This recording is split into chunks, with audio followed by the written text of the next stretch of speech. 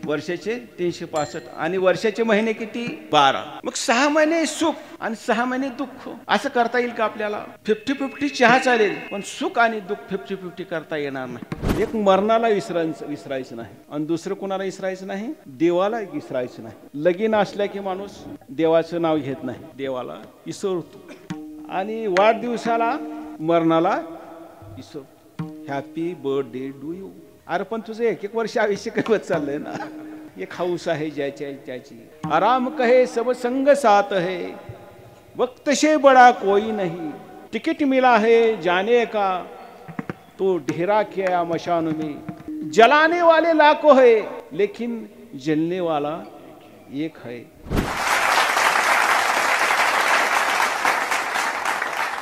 आपुला तो एक देव करुणी घ्यावा,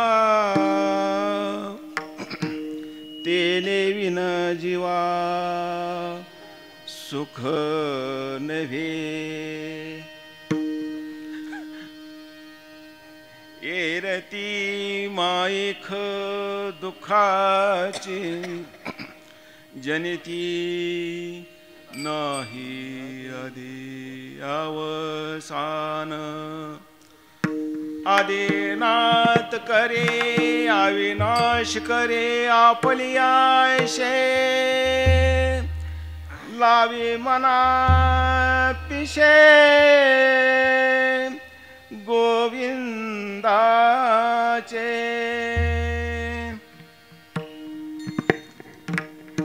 तुका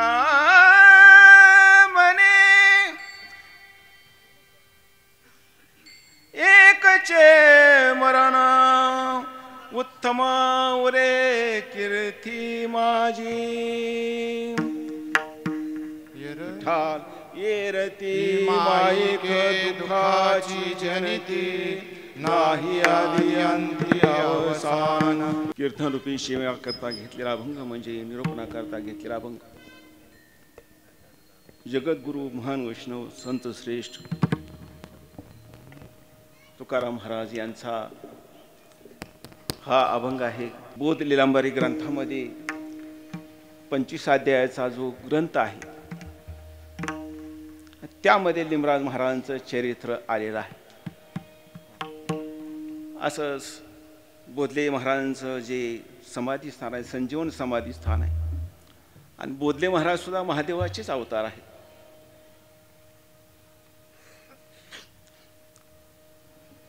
आणि लिंबराज महाराज त्यावेळेला बोधले महाराजांनी पांडुरंगाने एक मूर्ती दिली होती बोधले महाराजांना, विठ्ठल रुक्मिणीची मूर्ती.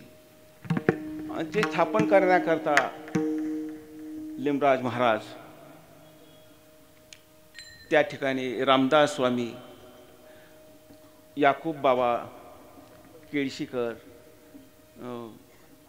तुकाराम महाराज आणि बरेच संत मंडळी होते. आणि त्यामुळं तुमचा आणि आमचा फार वर्षापासूनचा संबंध आहे. बहु महाराज, तात्या महाराज, सचिन महाराज, आपण मला या ठिकाणी बोलवलं आणि शिवा उपलब्ध करून दिली. कारण माझी तुमची काय ओळख मी म्हणजे भाऊंची जरा होती ओळख, पण असा योग आलेला नाही. पण जसं आकर्षण असतं ती त्यांची कृपा व्हावी लागते. पूर्वीच्या काळामध्ये मोबाईल नव्हतं, पण इकडून जर आपण आठवण काढली की त्याला ती कळायचं. तसं आकर्षण होतं ते लिंबराज महाराजांचंच. बाबा बोधले महाराजांचे हितवंशज कोणीतरी यावं. आणि या ठिकाणी मला ती सेवा मिळाली आहे. आपला तू देव एक करून घ्यावा. मग आपला तो देव एक करून घ्यावा हा प्रश्न आहे. त्याचं उत्तर कोणतं आहे? तेने विन जीवा सुख नोही. दुसरं उत्तर कोणतं आहे? अविनाश करी आपलिया. अविनाश करी आपलिया ऐशे. परत तिसरं उत्तर कोणतं आहे? उत्तमाची उरे कीर्ती माझी. म्हणजे आता तिन्ही प्रश्नाचं उत्तर मी दिलेलं आहे. मग ज्ञानेश्वर माऊली म्हणायला का हरकत नाही, पण नाही त्याचा आपल्याला आता विस्तार करायचा आहे. आपलं दंडकचं आहे 9 ते 11चं. आणि आपला देव करून घ्यायचा आहे. मग आपला तो एक का करायचा आहे? त्याच्याशिवाय सुख नाही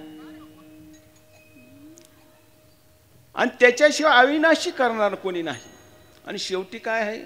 उत्तमाची उरे कीर्ती माझी. त्याचा अनुभव घेतलेला आहे, त्याची अनुभूती आलेली आहे. काही काही गोष्टीचा अनुभव असतो, अनुभूती नसती. काही काहीला अनुभूती असते, अनुभव नसतो. काही काही ठिकाणी अनुभवही नसतो, अनुभूती बी नसते. आणि काही काही ठिकाणी अनुभवही असतो आणि अनुभूती बी असते. मग आता आम्हाला कसं यायचं त्याचा ॲड्रेस दिला जातो. बाबा या ठिकाणी पुरशिंगेला तुम्ही या. मग त्यांनी पत्ता सांगितलेला असतो, ह्या इथं उतरा, तिथून तिथं या. कोणी 2 व्हीलर येतं, कोणी 4 व्हीलर येतो. ज्याची सोय होईल तसं त्या पद्धतीने तू येत असतो. मग आल्यानंतर तो विचारतो, बाबा त्या गावामध्ये बाबा एक पान टपरी दिसते त्या ठिकाणी, बाबा या ठिकाणी कुठं कीर्तन आहे का हो? तो पानाला चुना लावत असतो. परत तो म्हणतो, अहो इथं कुठं सप्ताह आहे का हो? तो दुकानदार म्हणतो, आपण काय त्या भानगडीत नाही बाबा. आता ही भानगड आहे का? ही भानगड आहे का? म्हणजे अनुभवी नाही आणि अनुभूती बी नाही. बरोबर आहे. दुसरा अनुभव आहे, अनुभूती नाही. अहम ब्रह्मास्मी, मी ब्रह्म आहे याचा अनुभव आहे, पण शब्दाद्वारे मी ते प्रकट करू शकत नाही. करू शकतो का? ते करू शकत नाही. म्हणजे अनुभव आहे पण अनुभूती नाही. दुसरा म्हणजे अनुभूती आहे पण अनुभव नाही. आजचा जो अभंग घेतलेला आहे, आपुला तू एक देव करून घ्यावा, ह्याचा मला काय अनुभव असू शकेल? 2 तास मी कीर्तन सांगेल, पण अनुभव असेल का? नसणार आहे. पण संत महात्म्यांना त्याचा अनुभव असतो आणि त्याची अनुभूती बी त्यांना आलेली असते. कळलं का? अनुभव आले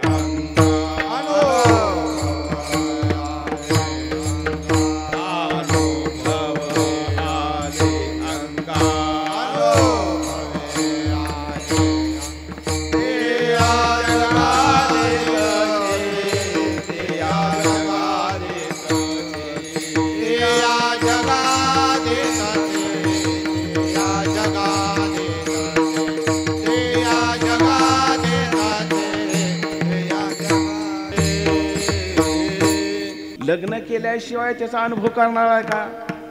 आपुला तू एक नवरदेव करुणी घ्यावा. काय? आपला तू एक नवरदेव करून घ्यावा, तेने जीवा सुख नोहे. किती सुख आहे बाबा नवरदेव केल्यावर. किती जरी सुख असली, किती जरी सुख असली, किती जरी सुख भोगली, पण एक जर दुःख मिळालं, एक जर दुःख मिळालं तर काय मिळतं? त्याचं आपल्याला दुःखच मिळतं. वर्षाचे किती दिवस? 365. 10,000 आप जीत गए. वर्षाचे 365 आणि वर्षाचे महिने किती? 12. मग 6 महिने सुख आणि 6 महिने दुःख. असं करता येईल का आपल्याला? 50-50 करून चालेल का? 50-50 चहा चालेल, पण सुख आणि दुःख 50-50 करता येणार नाही. बरं सांगा, 10तून 5 गेले, खाली किती राहिले? 5. बर आता सांगा, 50 मधून 25 गेले, किती राहिले? 25. म्हणजे विद्यार्थी चांगले आहेत म्हणायचं. काय काय काय असतात माहिती का? शेणासारखे असतात. किती बी सांगा, किती बी शिकवा, काय बी करा. काही काही गौरीसारखे असतात. फुंकर मारून मारून मारून मारून डोळ्यातून पाणी येत, पण काय सुधरत नाही. पण कापुराचं कसं असतं? कापुराच्या परिशी झाला, अग्नी प्रज्वलित होतो. म्हणजे किती बी सांगा, म्हणजे माणसाचं प्रसन्न चित्त असेल तर दुःखाची हानी करतो, आणि विषण्ण जर चित्त असेल तर सुखाची हानी करतो. काजू खातं, बदाम खातं, श्रीखंड खातं, काय बी खातं, पण चेहरा जर बघितला, फोडली गोवरी तैसा दिशे तोंडावरी. किती पण द्या त्याला, एवढं वैभव आहे, 4 व्हीलर गाडी आहे, एवढं मोठं घर आहे, 3 मजली, स्विमिंग टँक आहे. तुमच्या गावातलं बोलत नाही बरं का, ते आमच्याकडचं बोलतो मी. स्विमिंग टँक आहे, जाण्याकरता लिफ्ट आहे, मार्बल आहेत, फर्निचर आहे सुंदर एवढं. आणि वास्तुशांतीसाठी सर्वांना बोलवलेलं आहे त्या ठिकाणी. वास्तुशांतीला पाहुणे मंडळी, मित्र मंडळी सर्वजण त्या ठिकाणी आलेले आहेत.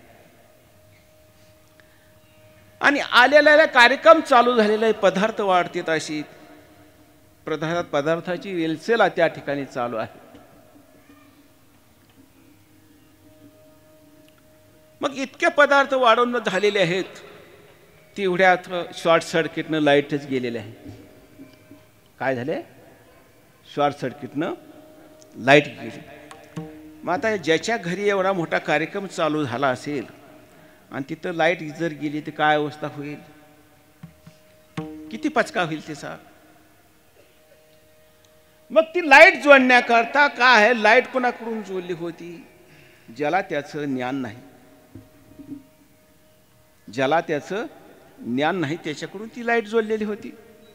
मग ती लाईट कोणाकडून जोडलेली पाहिजे, जोडायला पाहिजे? जो शिकलेला आहे, एज्युकेटेड आहे, त्याच्याकडून ती लाईट जोडली पाहिजे. मग कोणाकडून जोडली पाहिजे? सद्गुरूचे वचन आणि दुसरं काय? सद्गुरूचे वचन आणि शिष्याचे कान. सद्गुरूने सांगावं आणि शिष्याना कानाला धरून सांगावं. ज्या वेळेला बोधले महाराज हे पांडुरंगाकडं त्यांचे जे भाऊ होते, आणि बोधले महाराज त्यांचे वडील ह्या भागातलेच, सासवडचे जगताप. पण ते बोधले महाराज हे लढाया करायचे. आणि त्या काळामध्ये निजामशाही, आदिलशाही, मोगलशाही, आणि आमचं गाव जे होतं ते निजामशाही आदिलशाहीच्या बाँड्रीवर गाव आहे. आणि शिवाजी महाराजांच्या काळामध्ये गोदाजी जगताप म्हणून जे होते सासवडचे, ते सरदारच होते. 15-20 हजाराची त्यांची सेना होती अशी. आणि ज्यांनी लाल महालामध्ये शाहिस्ते खानाची बोटं कापलेली होती, गोदाजी महाराज, गोदाजी जगताप, शिवाजी महाराजांचे सरदार.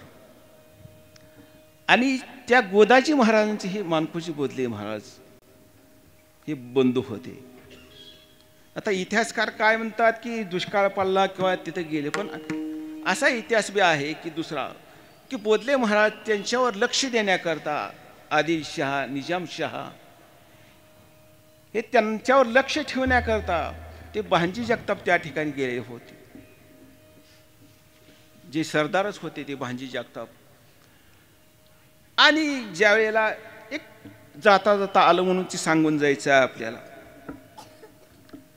आणि बोधले महाराज जे लढाया करायचे, आदिलशहा त्यांची खंडणी गोळा करायचे, आदिलशहा, निजामशहा, आणि हे त्यांचे जे बंधू होते विठ्ठलाची वारी करायची. मग ते म्हणाले मलाही पंढरपूरला नेहा, चिंच्या थोरल्या बंधूला म्हणाले. मग ते म्हणाले नाही बाबा, तिथं काय लढाई करायची नाही, तिथं भजन करायचं आहे, कीर्तन करायचं आहे. आणि त्या ठिकाणी गेले. आणि गेल्यानंतर ईशान्य कोपऱ्यामध्ये बोधले महाराज त्या ठिकाणी बसले. एकादशी त्या दशमीपर्यंत एकादशीला बसले. आणि त्या ठिकाणी बसल्यानंतर त्या ठिकाणी भगवंताने त्या ठिकाणी गायी पाठवल्या. आणि नंतर भगवान परमात्मा त्या ठिकाणी आले आणि इथून एकांती बोध दिले. भगवंतानं बोधले महाराजांना बोध घे आणि लोकांना बोध दे म्हणून बोधले हे नाव दिलेलं आहे. आणि त्या ईशान्य कोपऱ्यामध्ये आता सुद्धा आपण बरेच लोक इथं या ठिकाणी भक्त भाविक असतात, त्यांना नामदेव पायरी तेवढी माहीत असते, कानोपात्रा एक माहीत असते, आणि जातात जळोजी मुळोजी आणि गणपती, ते एवढंच त्यांना माहीत असतं. पण ईशान्य कोपऱ्यामध्ये आता सुद्धा गेल्यानंतर बोधले महाराजांचं स्थान आहे, तिथं मोठी मूर्ती आहे, त्या ठिकाणी समाधी स्थान आहे. आणि बोधले महाराज त्या काळामध्ये त्या ठिकाणी पाण्याची सोय, भक्त भाविकांना पाणी द्यायचे आणि तो नगारा वाजवायचं हे कार्य करत होते. आणि विष्णुपद म्हणून आहे त्या ठिकाणचं विष्णुपद, तिथं मोठी यात्रा भरत असते. त्या विष्णुपदावर ती बोधले महाराजांनी बांधलेला घाट आहे. आणि त्या विष्णुपद आणि त्या ठिकाणी भगवंतांनी बोधले महाराजांना भेट दिलेली आहे. आणि जा म्हणाले, पण मी कसं जाऊ म्हणले महाराज. नाही, तू धामणगावला जा. अहो मला काहीच येत नाही. नाही, तुला काय करायचंय तू जा. मग धामणगावला जाऊन मी काय करू. अरे जा, तुला म्हणले प्रत्येक पंढरपूर निर्माण केलेलं आहे म्हणले मी. म्हणून त्या ठिकाणी विसावा आहे, चंद्रभागा आहे धामणगावला. आणि भगवान परमात्मा एवढा वेडा झालेला आहे, वेडा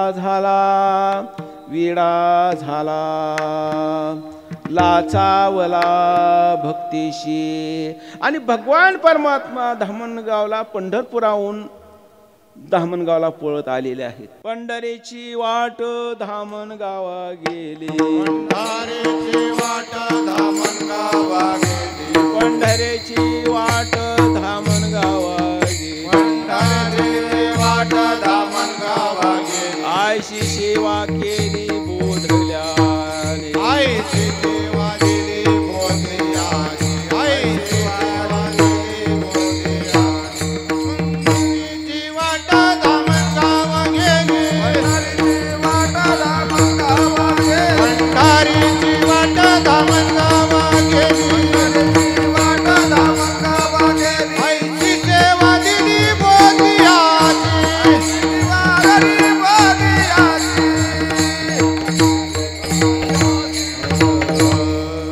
देवा तुम्ही आलात. आणि भगवान परमात्मा त्या ठिकाणी आलेले आहेत. आणि अशी वारी आलेली आहे. कीर्तन करायचे ते बंधू निघून गेले, जे कीर्तन करणारे होते. महाराज मला कीर्तन येत नाही, मला भजन येत नाही.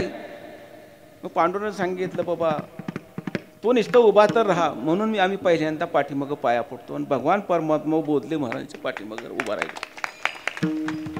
आणि भगवंताला मानकुजी महाराजांनी त्या असा वाडा आहे त्यांच्या, त्या वाड्यामध्ये त्यांना बोलवलं. आणि त्यांचे पुत्र यमाजी महाराज, लक्ष्मोजी महाराज, विठोजी महाराज, त्यांच्या सुना, जी सुना होती जी पांडुरंगाला बोधले महाराजांनी दान दिलेली होती, अशी त्यांची सून भागीरथी. आणि त्यांनी सांगितलं की बोधले महाराजांनी सांगितले की बाबा आज आपल्या ठिकाणी भगवान परमात्मा येणार आहेत. मग चला सगळ्यांनी, कुणी सडा टाकलेला आहे, कुणी रांगोळी घातलेली आहे, अशी पंचपक्वान त्या ठिकाणी बनवलेला आहे आणि भगवान परमात्मा आलेला आहे. मग आल्यानंतर काय थाटमाट, विठ्ठल पाहुणा आले माझे घरा, लिंबलोन करा सावळाशी. आणि भगवंताने प्रति पंढरपूर धामणगाव निर्माण केलेला. आणि भगवंतानी, बोधले महाराजांनी भगवंताला त्या ठिकाणी आमंत्रित केलं. आणि त्या ठिकाणचा सोहळा आपल्याला आता सुद्धा पाहायला मिळतो. त्याला देवलोटी वारी म्हणतात, देवाला लुटायचं आणि असा सोहळा तो असतो. मग काही लोक म्हणतात देव कुठं आहे. कॉलेजच्या विद्यार्थ्यांनी एका व्याख्यात्याला बोलवलं त्या ठिकाणी व्याख्यान करण्याकरता, आणि देव नाही ह्या विषयावर तो बोलत होता. सर्व विद्यार्थी ऐकत होते, देव नाही, देव नाही. सर्वजण मंत्रमुग्ध झाले होते कॉलेजचे विद्यार्थी. व्याख्यान झालं, तो खाली आला व्याख्याता, सर्वजण गोळा झाले. अहो देव नाही, एवढं तुम्ही सुंदर असं प्रवचन व्याख्यान दिलं, एवढं ज्ञान कुठून आलं तुम्हाला, इतका अभ्यास कुठे केलेला आहे तुम्ही, किती सुंदर तुम्ही 2 तास यावर विषयात बोला. तो व्याख्याता काय म्हणाला, देवाचीच कृपा आहे म्हणला तेवढं बोलायचं. कोणाची कृपा आहे? देवाचीच कृपा आहे. देव नाही ह्या विषयावर बोललेला. मग देव पाहण्याकरता भगवंतानी वेणू वाजवला. वेणू वाजवल्यानंतर सर्व गोपी, 1 कोटी गोपी आल्या. 1 कोटी गोपी आल्यानंतर आणि सर्व भगवंतानी, मग 1 कोटीने 100 कोटी गोपी आल्या. 100 कोटी म्हणजे किती, भारताच्या लोकसंख्येच्या बरोबरीने म्हणायचं. भारताची लोकसंख्या असेल 125. आणि भगवंताच्या ठिकाणी त्या ठिकाणी 100 कोटी त्या गोपी आल्या. मग भगवंताने रूप घेतलं. कृष्ण लहान लहान लहान घडी, एक गोपी पुढे एक एक घडी. मग सर्व गोपी पुढे भगवंत, 100 कोटी गोपिका बरोबर भगवंत उभा राहिलेले आहे. मग सर्व देव म्हणाले चला आपण बी आता त्या ठिकाणी होलिया नृत्य होणार होतं. होलिया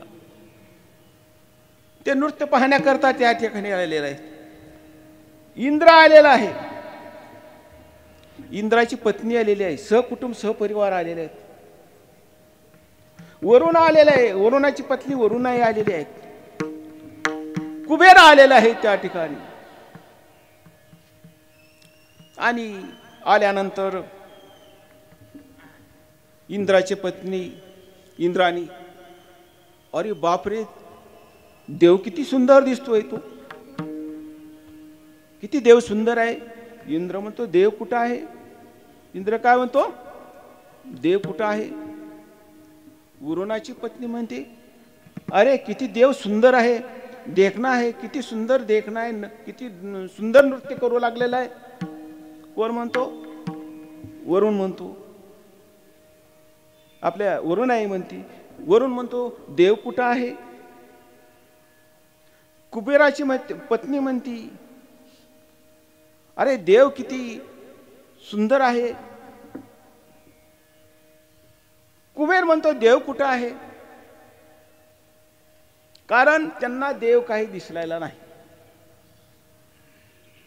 कारण देव दिसण्याकरता काय करावं लागतं, सूक्ष्म वृत्ती लागते आणि तेवढा अधिकार लागतो. आणि मग देव दिसत असतो. काय होतो मग नंतर तो देव दिसत असतो.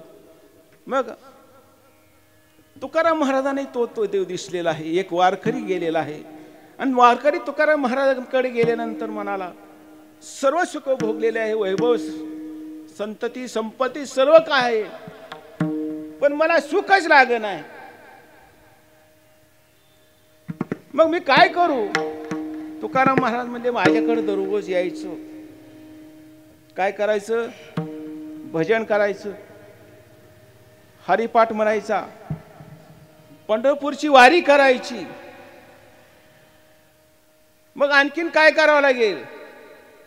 ती महाराज म्हणतात ते पहिल्या चरणामध्ये, आपुला तो एक देव करुणी घ्यावा, आपुला तो एक देव करुणी घ्यावा, आपुला तो एक देव करुणी घ्यावा, आपुला तो एक देव करुणी घ्यावा, आपुला तो एक देव करुणी घ्यावा, आपुला तो एक देव करुणी घ्यावा, आपुला तो एक देव करुणी घ्यावा, आपुला तो एक देव करुणी घ्यावा, आपुला तो एक देव करुणी घ्यावा, आपुला तो एक देव करुणी घ्यावा, आपुला तो एक देव करुणी घ्यावा, आपुला तो एक देव करुणी घ्यावा, आपुला तो एक देव करुणी घ्यावा, आपुला तो एक देव करुणी घ्यावा, आपुला तो एक देव करुणी घ्यावा, आपुला तो एक देव करुणी घ्यावा.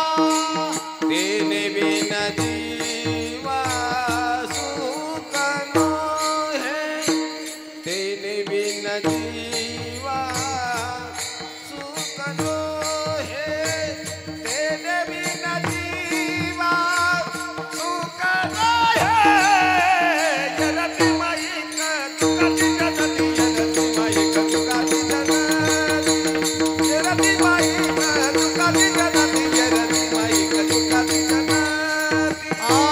तेने विना जीवा सुख नो हे, तेने विना जीवा सुख नो हे, तेने विना जीवा सुख नो हे.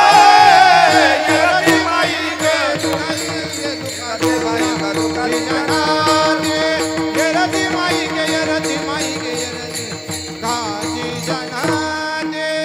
आपुला तो एक देव करुणी घ्यावा, आपुला तो एक देव करुणी घ्यावा,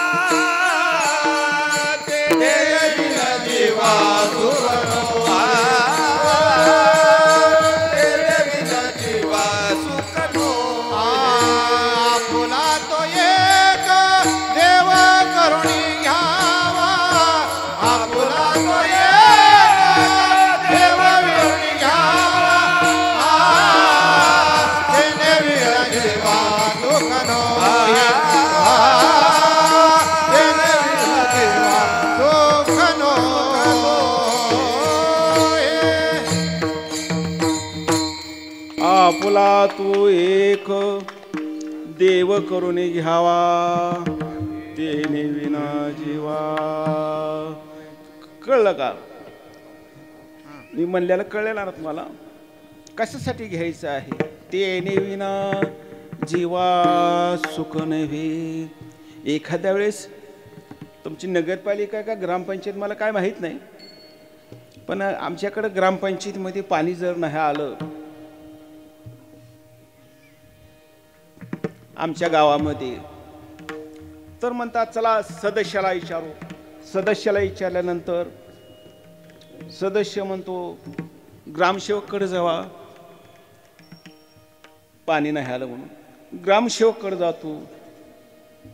ग्रामसेवककडे गेल्यानंतर ते म्हणतात सरपंचाकडे जावा. सरपंच म्हणतो माझ्याकडे नका, म्हणतो शिपायाकडे जावा. कशासाठी? पाण्या सोडण्याकरता. कोणाकडे जावं लागतं? शिपायाकडे जावं लागतं. म्हणून तेने हे जीवा, आपल्याला सुख लाभायचं आहे, परमेश्वराशी कनेक्ट व्हावं लागतं. तेने विना जीवा सुख नो हे. पण आपल्याला वर्म कळलेलं नाही. काय आहे? वर्म कळलेलं नाही. हाल्या आजारी आणि आमच्याकडे म्हण आहे पकालेला इंजेक्शन.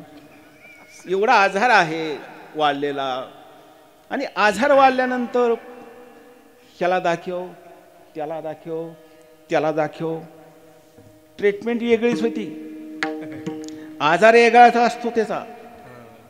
मग त्याचं काय करायला पाहिजे, त्याचा उपचार योग्य झाला पाहिजे. म्हणजे योग्य असा उपचार झाल्यानंतर त्याची ट्रीटमेंट किंवा उपचार योग्य होत असतो. म्हणजे आपल्याला काय कळायला पाहिजे, वर्म कळायला पाहिजे. म्हणजे इंजेक्शन कुठलं द्यायचं, औषध कुठलं द्यायचं. आणि ज्या वेळेला लक्ष्मणाला शक्ती लागली, शक्ती लागल्यानंतर सर्वजण रडू लागलेले आहेत. आणि रडू लागलेले प्रभू रामचंद्राने लक्ष्मणाचा मान, आपली ती डोकं होते ते आपल्या मांडीवर घेतलेले आहे, रडू लागलेले आहेत. वानर रडू लागलेले आहे, सुग्रीव रडू लागलेले आहे, बिभीषण रडू लागले आहे, सर्वजण रडू लागलेले आहेत. मग आता काय करायचं.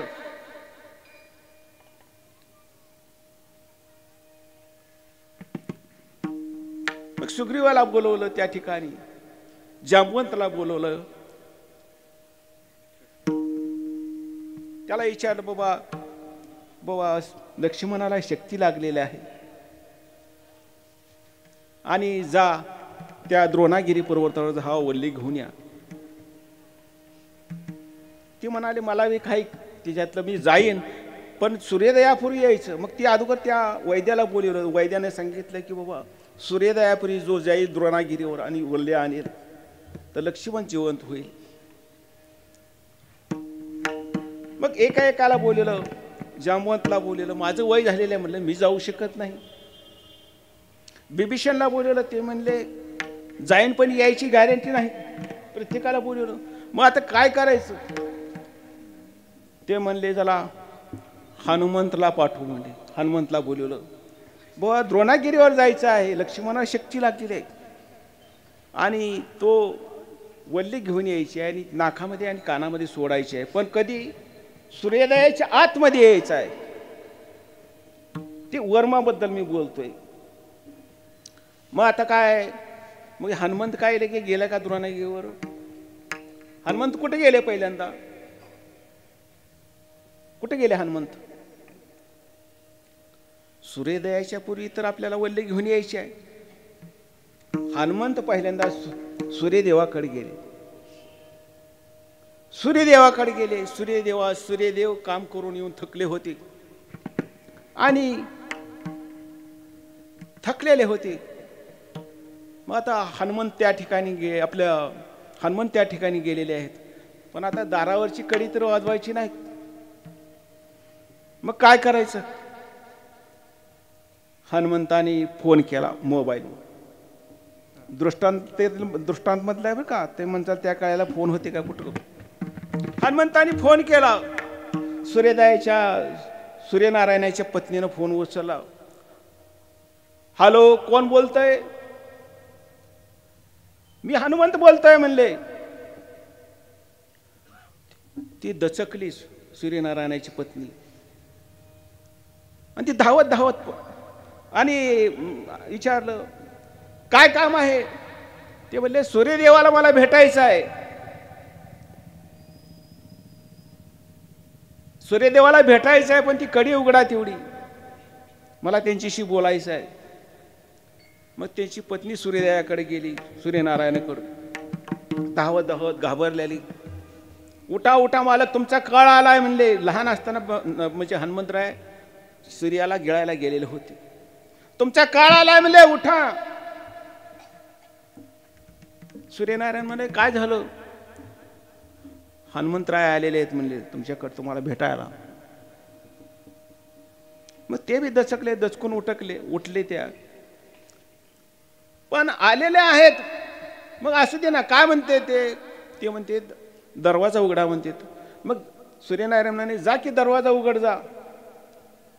आणि मग दरवाजा उघडला पत्नीनं. हनुमंतराय आतमध्ये आलेले आहेत. आतमध्ये बसायला त्या ठिकाणी खुर्ची दिलेली आहे. चहा पाणी त्या ठिकाणी झालेलं आहे. दृष्टांतातील मी सांगतो बरं. हे म्हणतात चहा होता का त्या त्या काळात, काय सांगायला लागला महाराज. मग बसले त्या ठिकाणी. हा बोला, काय आलात हनुमंतराया तुम्ही या ठिकाणी? मला बोलवायचं, मी घरी तुमच्या घरी आलो असतो ना, तुम्ही कशाला आलात? मला बोलवायचं तुम्ही. ते म्हणाले लक्ष्मणाला शक्ती लागलेली आहे म्हणले. बर मग काय करायचं? आणि सूर्योदयापूर्वी मला वल्ली घेऊन यायची आहे. बर पुढं बोला. तू उगवायचं नाही म्हणले. का?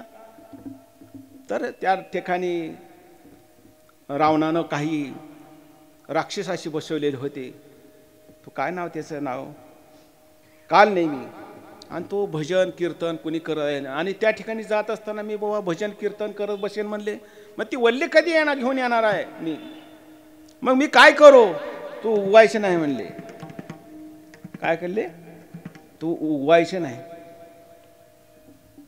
सूर्यनारायण म्हणाले तुम्ही म्हणसाल ते देव तिथपर्यंत मी उगवत नाही म्हणले. तुम्ही जो पण 8 दिवस येऊ नका, 15 दिवस येऊ नका, तसं करायचं नाही म्हणले हनुमंत. मी ज्या वेळेला फोन करेन त्यावेळेला तू उगवायचं. दृष्टांत संपला.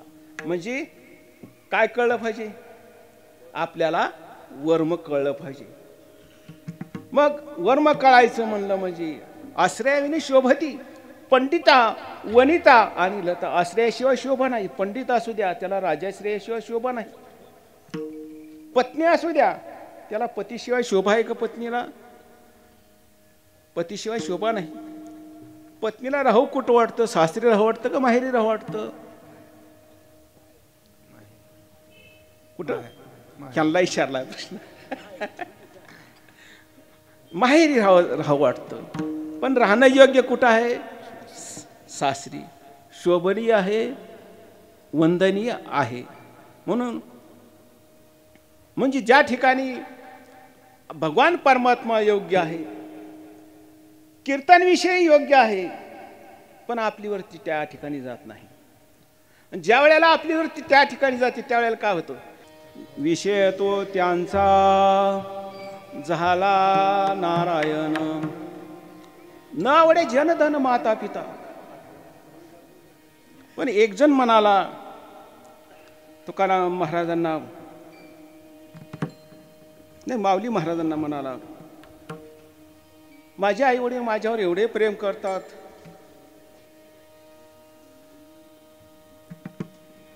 मी गेल्याशिवाय आई जेवतच नाही, मी गेल्याशिवाय वडील जेवत नाहीत,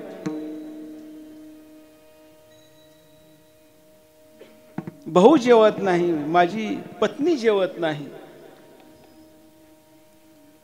महाराजांनी सांगितलं बाबा तू माझ्याबरोबर चल. हे आपल्यावर प्रेम करतात, हे आपल्यावर प्रेम करतात, पण अंतकाळी आपल्याबरोबर कोणी येणार नाही. नाही तो म्हणायचा माझ्यावर त्यांचं फारच प्रेम आहे, मला घेतल्याशिवाय कोणतंच कार्य होऊ शकत नाही घरातलं. मी ज्या वेळेला माझी वाट बघत बसलेला असतात, महाराजांनी त्याला माऊलीनी आणि 3 दिवस त्या ठिकाणी त्याला अभ्यास दिला योगासनाचा. प्राणवायू आकर्षून घ्यायचे आणि जसं आपण एंजिओग्राफी केली, एंजिओप्लास्टिक केली, सोनोग्राफी केल्यानंतर टीव्ही मध्ये कसं दिसतं तसा तो योग शिकवला. देहनू हा प्राणवायू असतो आणि ती आकर्षण केल्यानंतर तेवढ्या पुरता प्राण जातो आणि आपल्याला झालेलं सर्व काही दिसतं. आणि त्यांनी सांगितलं माऊलीने जा आता घरी, आणि मी सांगितलं तसं कर. घरी गेला आणि रात्रीच 1-2 वाजता छातीमध्ये कळा निघायला लागल्या, ओरडू लागला. तेवढ्यात बायको आली. ती म्हणाली काहीतरी जास्त काम केलं असेल तुम्ही, त्याच्यामुळे छाती तुमच्या दुखत असेल, झोपा. परत थोडे वेळ झोपलाय, परत ओरडायला लागला. परत बायको म्हणाली अहो तुम्ही बी झोपत नाही ना, आम्हाला बी झोपू देत नाही. मग त्यानं झोपी गेला आणि सकाळी ज्या वेळेला बायको उठली आणि आपल्या पतिदेवाकडे गेली, पाहिलं तर ते मरून पडलेलं होतं 6 वाजता. तर मग 6 वाजता मरून पडल्यानंतर आता पाहुणे तर कुठून येणार, मुंबईवरून येणार, पुण्यावरून येणार. मग आता काय करायचं? तर ते म्हणले आता आपण एक खिचडी खाऊ म्हणले. बायकोनं खिचडी केली आणि एकटी खात बसली. त्यानं पाहत होता खिचडी खाती काय, म्हणता बर. आणि खिचडी खाल्ली आणि खिचडी खाल्ली झाल्यानंतर तांब्या ते ताट वगैरे ते ठेवलं आणि परत रडायला चालू केलं. आता होते, आता कसे गेले, मला कसं नेलं नाही. मग सगळे गोळा झाले, आई वडील भाऊ बहीण सर्व गोळा झाले त्या ठिकाणी. आणि गोळा झाल्यानंतर तयारी चालू झाली. त्यावेळेला माऊली त्या ठिकाणी आले आणि त्या ठिकाणी भिक्षा मागितली. अलक भिक्षां दे माई, अलक भिक्षां दे माई, अलक. ती म्हातारी धावत आली त्या ठिकाणी, त्या मुलाची आई. अहो तुम्हाला काय कळतं का म्हणले, माझा मुलगा मेलेला आहे म्हणले आणि तुम्ही भिक्षा मागता या ठिकाणी, थोडं तर काय तर वाटलं पाहिजे तुमच्या जीवाला. मग त्याने सांगितलं माऊलीने, बाबा मी 5 घरं मागत असतो आणि मला त्या ठिकाणी मिळलं नाही, मिळलं तुम्ही परत जात ना, मला त्या ठिकाणी द्यावीच लागते म्हणजे भिक्षा. ह्या दोघांचं कडाक्याचं भांडण चालू झालं. ते एका पाहुण्यानं पाहिलं. पाहुणा त्या ठिकाणी आला. काय झालं बाबा? अहो ह्याला काय कळत नाही म्हणजे, माझा मुलगा वारला आणि भिक्षा मागतोय. मग पाहुण्यानं सांगितलं, त्याच्यावर उपाय काढला पाहुण्यानं. असं करा म्हणले तुम्ही. माऊली महाराजांना म्हणाले की भिक्षा तुम्हाला देण्यात येईल, पण तुम्ही काय करायचं, ह्याला जिवंत करायचं. त्या मुलाला जिवंत तुम्ही करा. माऊली म्हणाले ठीक आहे, त्याला जिवंत करतो. मग एक करा म्हणले, एक ग्लास घेऊन या. ग्लास घेऊन आले आणि ग्लासमध्ये पाणी घेतलं. पाणी घेतल्यानंतर असं असं काहीतरी केलं, मंत्र मारला त्याच्यामध्ये आणि त्या म्हातारीला बोलवलं. म्हातारी ये म्हणले, तू हे ग्लासातील पाणी पे. मग काय होईल म्हणले, हा ग्लासातील पाणी तू पेल्यानंतर तू मरशील आणि तुझा मुलगा जिवंत होईल. म्हातारी काय म्हणाली, मला काही एकटाच पोरगा आहे काय म्हणली, माझी आणखीन 2 पोरं आहेत म्हणले. मला किती पोरं आहेत? आणखीन 2 पोरं आहेत. मग बहिणीला बोलवलं. बाप तर अगोदर निघून गेला ह्यांचं हे बघून. बाप थांबलाच नाही, नको म्हणलं ह्या राड्यात आपल्याला बसायला. मग बहिणीला बोलवलं. बहिणीला बोलवलं. ती म्हणले माझा भाऊ असा आहे तसा आहे. बहीण सुद्धा लय रडत होती मोठ्यानं. मग माऊली म्हणाले ही ग्लास घे म्हणले आणि ही ग्लास घेतला की तुझा भाऊ जिवंत होईल आणि तू मरशील म्हणले. मग ते बहीण म्हणाली आणि त्या माझ्या ह्याला कोणी सांभाळायचं आहे म्हणली, माझ्या नवऱ्याला कोण सांभाळणार आहे म्हणली ती बहीण. मग परत भावाला बी बोलवलं. सक्का भाऊ पक्का वैरी तिकडं चांगले असतील बरं का, ते म्हणचाल तसं नाही, चांगले काय काय आहेत बी, कळलं का. बांध कोरणारे वेगळे असतात, भावाभावामध्ये असतात बांध कोरणारे बी. पण त्या भावाला बोलवलं. ती म्हणला ही मेल्यानंतर सगळे अनाथ होतील, ह्याला कोणी सांभाळायचं. मग शेवटी पत्नीची पाळी आली. तिला बोलवलं. तिला सांगितलं माऊलीने हा ग्लास घे आणि हा ग्लास घेतल्यानंतर तू मरशील आणि तू मेल्यानंतर हा तुझा पती जिवंत होईल. नवऱ्यालाही बरं वाटलं.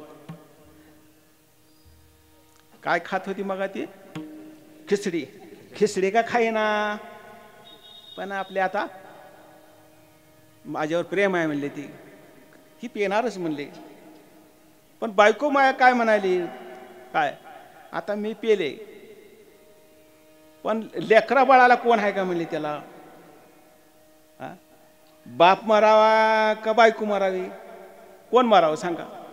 हा, बायको पाहिजे. म्हणजे मुलाला सांभाळायला आई पाहिजे. म्हणजे लेकं काय होता, मुलं काय होतात, अनाथ होतात. मग त्या बाप नसला तर बाप पाहिजे का आई पाहिजे? माऊली म्हणाले आई पाहिजे. मग विषय मिटला. त्यानं त्या धिनू नावाच्या प्राण लावलेला त्यानं पाहिलं, अरे बापरे. मग ते माऊली बरोबर जाण्याकरता निघाला.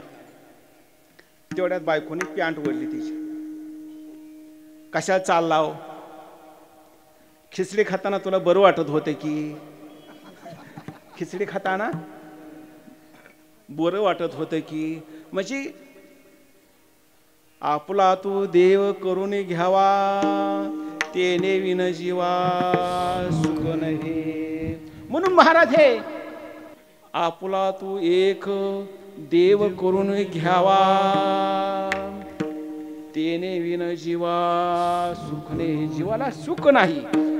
मग सुख नाही त्याच्याशिवाय सुख नाही. कारण परमात्म्याची प्राप्ती जीवाला झाल्याशिवाय आपल्याला सुख आहे का? सुख नाही. तेने विना. मग तो काय करतो?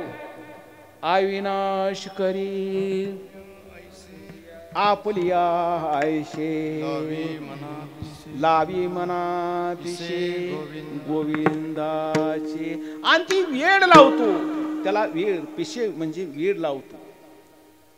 म्हणजे भगवान परमात्मा आपल्या भक्तासाठी एवढं करतो, इतका प्रेम देतो. म्हणजे तुमचं प्रेम जसं माझ्यावर आहे. हम हंगामा करना नहीं चाहते, हंगामा करना नहीं चाहते, सूरत बदलनी चाहिए. दिल से या सही ना सही, पुरसुंग वालों के दिल से प्रेम की गंगा बहनी चाहिए. या जन्मावर या मरण्यावर शतदा प्रेम करावे. एक मरणाला विसरायचं नाही आणि दुसरं कोणाला विसरायचं नाही, देवाला विसरायचं नाही. लगीन असल्या की माणूस देवाचं नाव घेत नाही, देवाला विसरतो. आणि वाढदिवसाला मरणाला विसरतो. Happy birthday do you. अरे पण तुझं एक वर्ष आयुष्य करत चाललंय ना. पण असू द्या, एक हौस आहे ज्याची त्याची. आराम कहे सब संग साथ है, वक्त से बड़ा कोई नहीं. वक्त से बड़ा. आराम कहे सब संग साथ है, वक्त से कोई बड़ा नहीं. टिकट मिला है जाने का, तो ढेरा किया मशान में. जलाने वाले लाखों है, लेकिन जलने वाला एक है. मग त्याच्याबरोबर काय येणार आहे? त्यानं जे सत्कर्म केलेलं आहे ते त्याच्याबरोबर येणार आहे. आणि मग काय करायचं आपण? आपुला तू देव, आपुला तू एक देव करून घ्यावा, तेने विन जीवा सुख नव्हे.